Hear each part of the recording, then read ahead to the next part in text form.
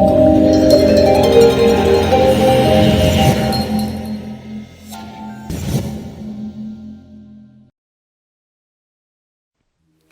Inspirators, it's Inspiring Vanessa here and welcome back to another wonderful interview for all of you. I hope you have been doing well and trying to maintain a positive mindset especially. What have I done this week that has been productive, I think?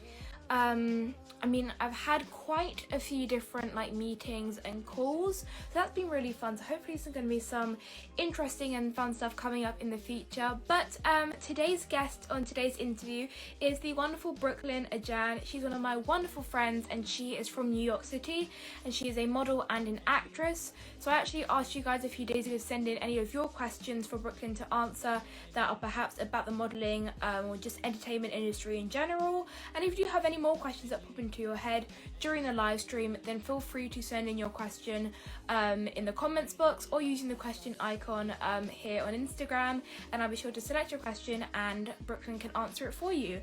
But without further ado, I'm going to bring Brooklyn onto the interview and we can head straight into our first question.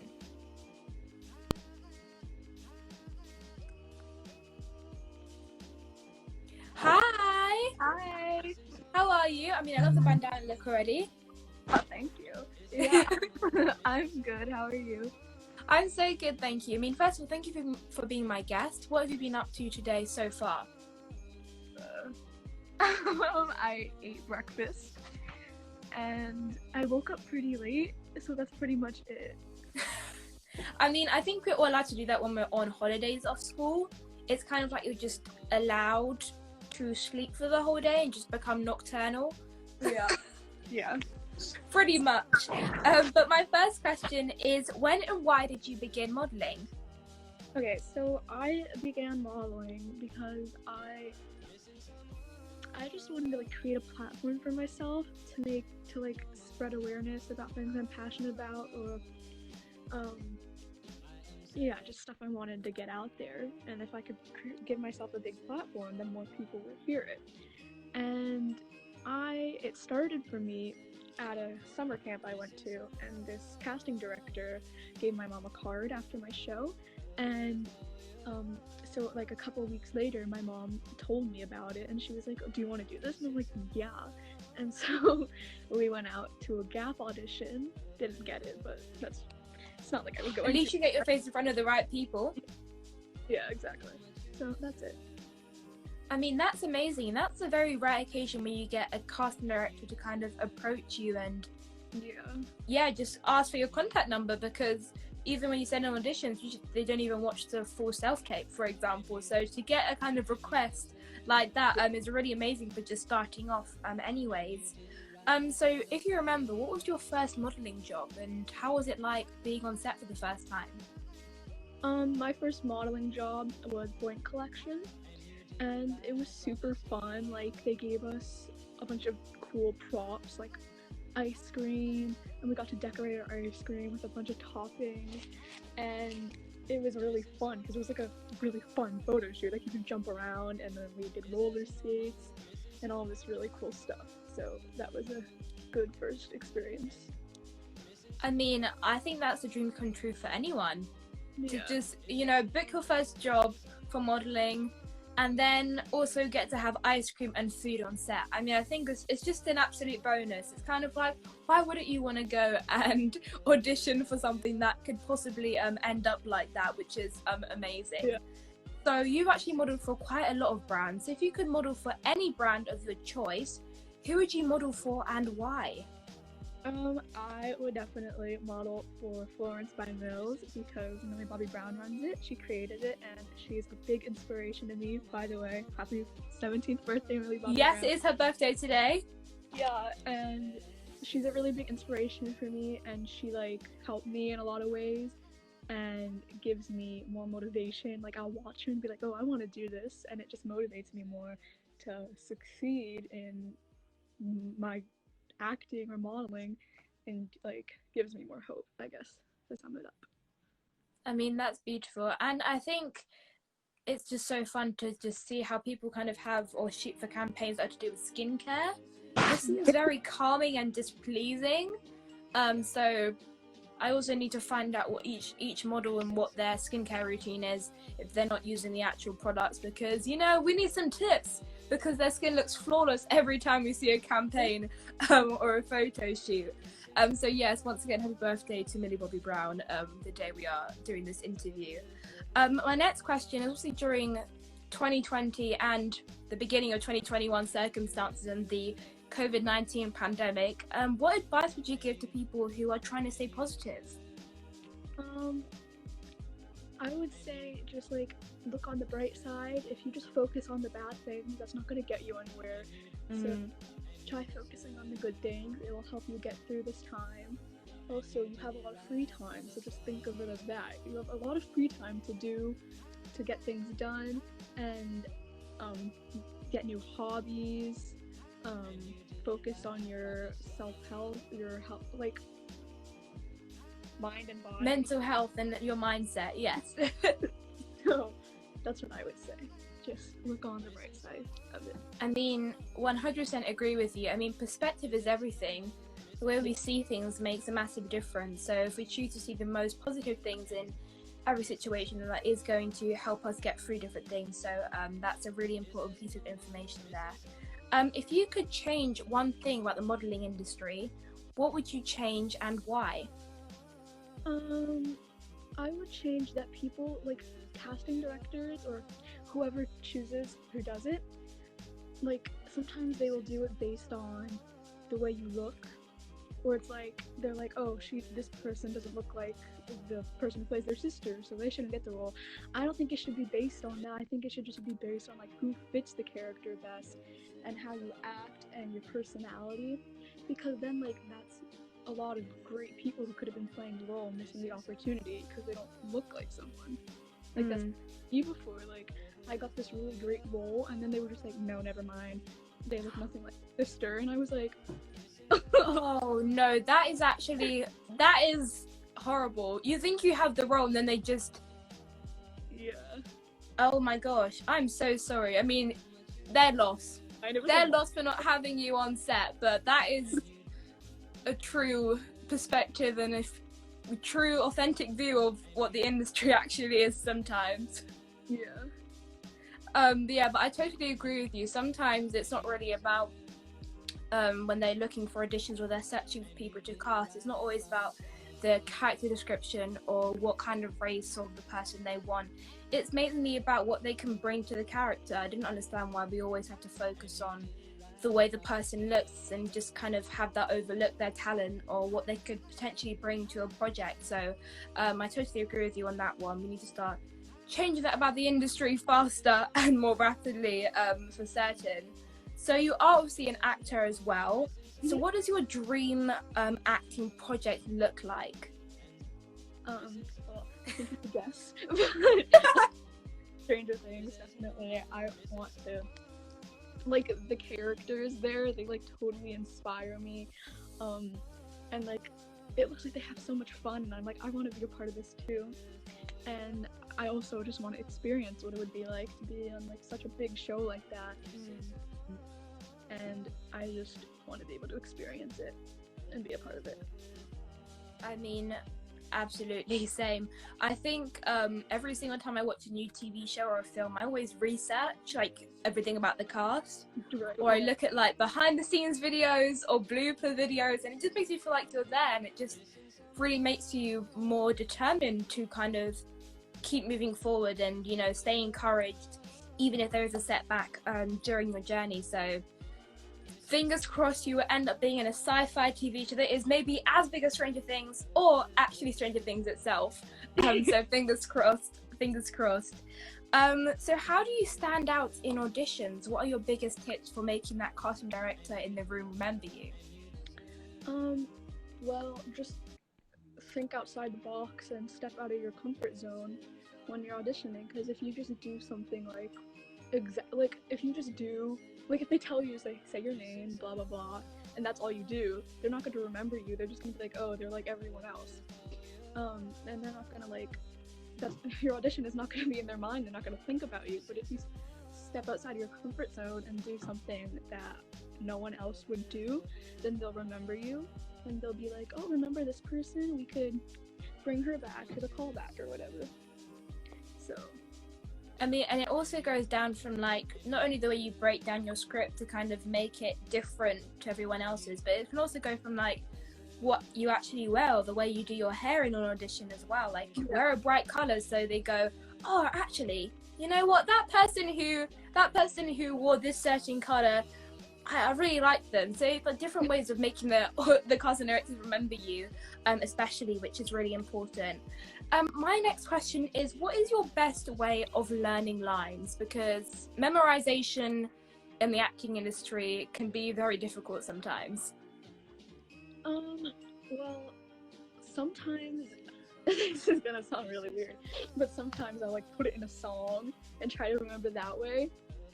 Or other times I'll just sit on my bed and read it over and over and over again, so that I memorize the lines, and then once I have them memorized, I'll put the emotion into it, or like how I want to say it. I mean, I pretty much do the same thing. I usually like write out my lines from the actual script when they kind of send it in, so that I remember it when it's in my handwriting. It's really weird. It's kind of the same as when I do revision for school. Like sometimes I just have to rewrite all my notes so that I actually remember the most, recent things that I just wrote down, which sometimes helps, sometimes doesn't. I mean, it kind of depends when my brain wants to help me or not. But in terms of acting, that is really important, because once you learn the lines, you can know how to improve it, or, as you were saying, add emotion to it as well. What is the most amount of lines that you've had to learn for a self-tape, for example? Oh my gosh. I mean, I think by that reaction, we already know it's going to be a lot. One time, I was on, I don't remember where I was, but I was like on it was like some vacation from school or whatever, and my mom was like, oh, you have a self-tape? And I was like, oh, cool. And it was like 40, she was like, okay, it's 45 pages, and I was like, what? And then apparently it was a mistake. Like, I only had to memorize 5 of them, but my agent told us it was 48, and I was like, oh my gosh, yeah, I love what I do, but there's no way I can memorize 40 pages. But okay, that was like a mistake, but for real, the biggest, I would say probably like 8 pages. I mean, I'm pretty sure that you were very glad that it was only 5, because they'd be asking you to memorize 40 pages worth of dialogue and lines. You have to complete it by the deadline, which is in like the next 2 days or something. I don't think we can it's not humanly possible to remember that many lines in that short amount of time. So long to record it, you're gonna mess up like 20 times. So, no, that's totally agree. When you're not kind of like, when you have like a really short amount of time to like remember your lines, it's like when you end up actually filming your self-tape, you end up filming the self-tape like millions of times, because you forget one line at the end of the take or something, and then you have to redo it all over again from your slate, or for example. It's the worst. It is the absolute worst, but at least it's good preparation for, I don't know, it's just good preparation. My next question is, what could we be expecting from yourself in the future? Well, if I have any luck, maybe I can get a little role in a TV show. I've had many chances, but it's really hard to get it because it's billions of people doing it. But obviously, like, I'm not just gonna like not get something and be like, I quit, because when that happens to a lot of people, you're not gonna just get something right away. So I'll just keep waiting for those little projects. And also commercials. Like, I've done like a lot of commercials since I started doing this, and it's really fun, and it like kind of prepares you for something bigger and shows you what it's gonna be like.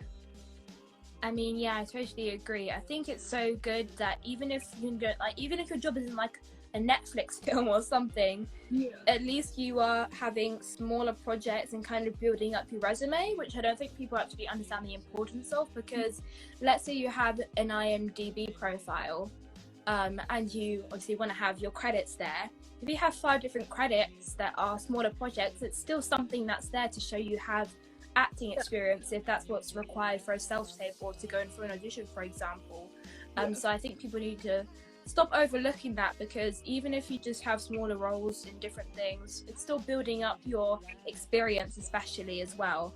And acting is hard. For anyone who does want to be an actor, want to be an actress, it is extremely hard, because every time you send in a self-tape or you do an audition, doesn't necessarily mean, it's not guaranteed you're going to get the role, because who knows how many people are going up for that role, not only from your area but from like all around. Because when you have a self-tape, they can get virtual people, they can get people virtually sending in auditions from all around the world. So there are a lot of setbacks, but you know, you've got to keep going till you get that comeback, till you get that good moment.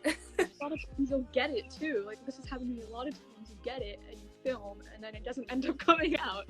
So, but it's still good because you get the experience, and then you'll be better the next time. Yes, I mean, very relatable, very relatable. Or you kind of do it, and you're like, oh, so when is it going to be out? And it's like, oh, well, it's not really going to be on these places where we thought it was going to go. And it's like, oh, well, you know what, I still met the people who I met and still go in front of the people who I did. So it's all good, depending on your perspective at the end of the day. So now we're going to go for some questions from the viewers. And this first question is from CS Official Games. And they said, is modelling hard to combine with school? I thought it would be, honestly, but it's not really. Like, a lot of the times it's after school, so it's not really a problem. My mom will pick me up and take me on the train, and we'll go to the audition or whatever. And when it is during school, I'll just make up what I missed the next day. And the teachers understand, so it's fine. But I would say my more of a problem for me would be like missing things out of school. Like, missed a lot of like trips and parties and stuff. But you know, it's worth it because you're getting your face in front of casting directors, and then they'll remember you and be like, oh, why don't we try this person? Or bring them back.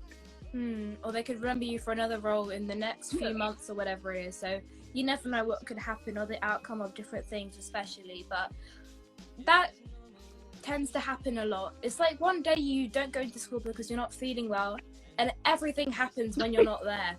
It's like, why is that? Why is that? Why did you decide to plan your whole schedule when I'm unavailable? It's just unfair, completely. It's just completely unfair. This question is from the journey of _Marley, and they said, how do you start acting? So what would you say are the kind of basics for starting off? I find an agency and then go audition for the agency, and if you get in, then they'll start sending you auditions, and a lot of the times when you're acting, modeling comes along with it. So if you want to act, you're like there's an 80% chance you're gonna have to model too. So for me, the casting director came, so I didn't really have to go through all that. Like she gave me the card, and then I went to agency, which was also, it was like 2, it was like modeling and acting. And so I don't really know how someone who's just like from scratch gonna do it, but I'm pretty sure you would have to sign up for an agency and then go meet with them. Yeah, I mean, I think Instagram is a really good place to look for different agencies, especially because then most of the time they are legitimate, instead of looking on Google and trying to sign up to some dodgy website. And also, if they are trying to make you pay to audition for their agency, it is most certainly a scam. So please delete that off of your Chrome page, and try and find something else that's better, and just keep looking when their books are open, especially as well. And what I've tended to use is a lot of YouTube. Just try and do a lot of research, because once you do sign with an acting agency or a modeling agency, and you're getting your first self-tape and you've got no idea what to do, go on YouTube and type in self-tape audition tips, because there are so many videos out there that are so helpful, that can teach you a lot. Obviously, if you're not going to be getting acting classes or self-tape classes, for example. So be resourceful, and see what you can do with the knowledge that you can, you know, earn. Yes. Yes. This question is from Harmony, and they said, what's one quote that you go by?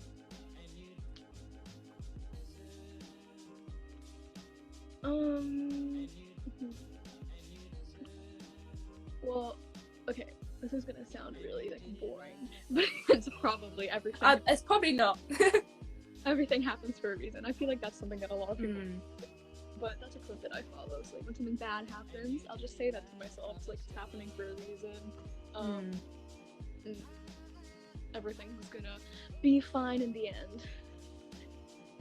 I mean, I think it's the best thing to say, especially when you're feeling really low.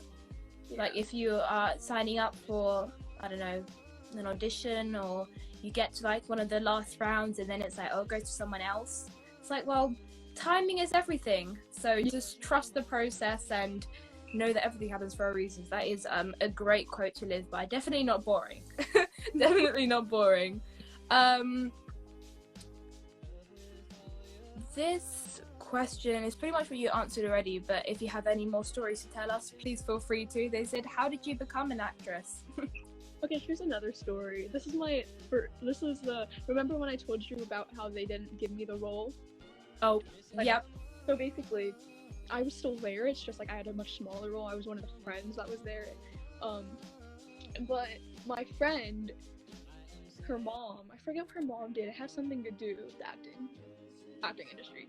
But her mom had got this audition and she wanted her daughter to go, and she needed to bring a friend, so she brought me, and we auditioned together, and then I ended up getting the role, and I was like, oh, yay, and I really liked it. I was like, this is so fun, and I wanted it to be something that I like did all the time.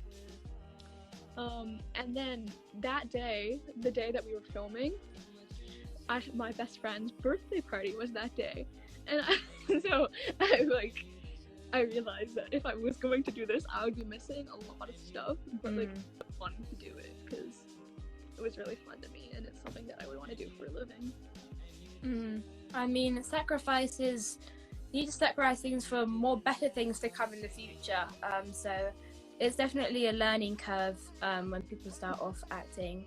And I was like, this is an interesting question. They said, do you like basketball or football more? Well, I think football is British, so I think the equivalent of football in the US is soccer. I'm sorry. I thought you were saying for you. It's soccer. No, I think isn't it soccer for you guys? Spanish, it's soccer when you say football. And then what is it? Right? Isn't it? I'm not sure, but you guys call it soccer, isn't it? Well, when you say football, we call it football, and then soccer is just called soccer. Do you? Yeah. Oh, I'm sorry. I didn't know, for some reason I thought you guys didn't use the... We're just here losing brain cells trying to figure this out. But do you like basketball or football more? I think I would say I like football more, because it like my family will watch football during like the winter, and then during the summer it's baseball.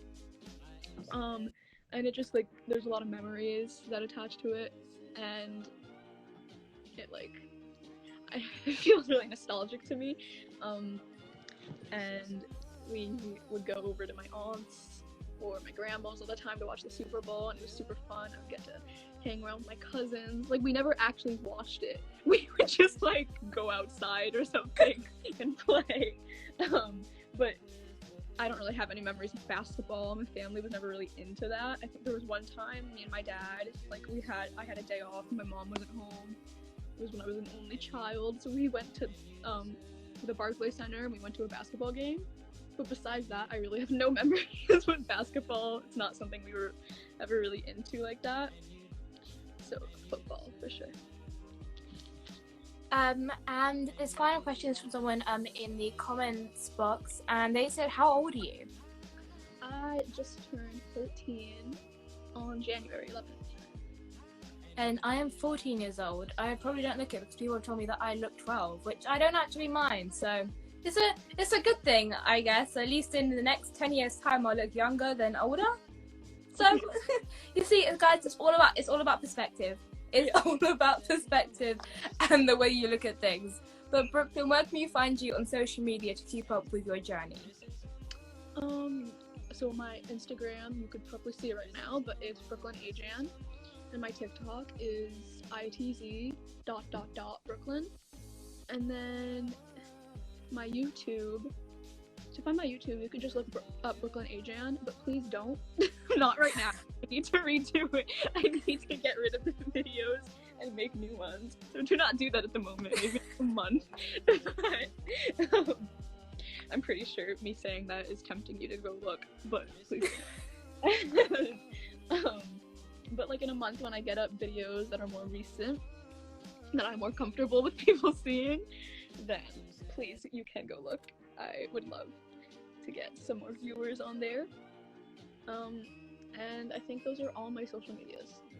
Besides Snapchat, but I don't really post anything about acting or modeling on there. Or like for my friends. So but if you guys don't want to look at Brooklyn's older videos that she doesn't want you to see, so please respect Brooklyn's decision to not go and watch them. But you can go check out the collab that we did in 2018. If you just type in Brooklyn Ajjan and Inspiring Vanessa, I'm pretty sure the video will just come up. We did like American versus English slang, which was really funny to see which ones it were. We were just, it was a fun video to film. I feel like I should watch that back just to feel a bit nostalgic. But make sure everybody go and follow Brooklyn on, not yet on YouTube, soon on YouTube, Instagram and TikTok. And yeah, keep up with her journey and what she'll be doing in the future. Hopefully we'll see her on Stranger Things. Fingers crossed that audition, that self-tape will come through. But Brooklyn, do you have any final words to give to the viewers to maintain a positive and good mindset? Yeah, just stay positive and never give up, and don't tell yourself that you can't do it, because if you're saying that to yourself, then you're going to believe it. Like, you're going to be convincing yourself that, so just make sure you stay positive and think positive thoughts, and if you're really passionate about it, then go for it, and if you're not, then don't go for it, because if you're not passionate about it, you're not going to succeed. You're not going to get anywhere with it. I mean, I 100% agree with you. But I think now it's come to the end of our interview. Thank you so much for being my guest today. For some reason, the X isn't coming up on my side, so I think you're going to have to click the X on your side instead, because I don't know, it's just disappeared for some reason. But thank you for being my guest today, and it was lovely speaking to you, and I'll speak to you soon. See you soon. Bye. Bye. So now it's come to the end of this interview. Hi, Twinkle. Thank you. Thank you all so much for tuning in today. As I said before, make sure to go and follow Brooklyn on, I was about to say YouTube, not yet, on Instagram and TikTok. And check out our other previous interviews. If you're watching this on YouTube right now, on my YouTube channel, make sure to subscribe to the YouTube channel and become a part of the Inspirators family. If you're watching this right now, or if you're listening to this right now on podcast, then check out our previous interviews. If you're watching this right now on Instagram, thank you for being on here live with us. And check out my previous episodes of interviews, which are available to watch on my IGTV. But without further ado, I will see you all on my next interview. Bye, everyone.